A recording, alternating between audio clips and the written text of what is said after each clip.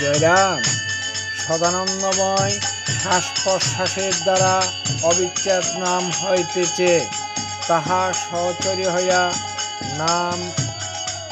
নামামৃত পান করুন। কর্তৃত্ব করিয়া যে যাহা করিয়া তাহাকে দক্ষযজ্ঞ বলিয়া জানিবেন।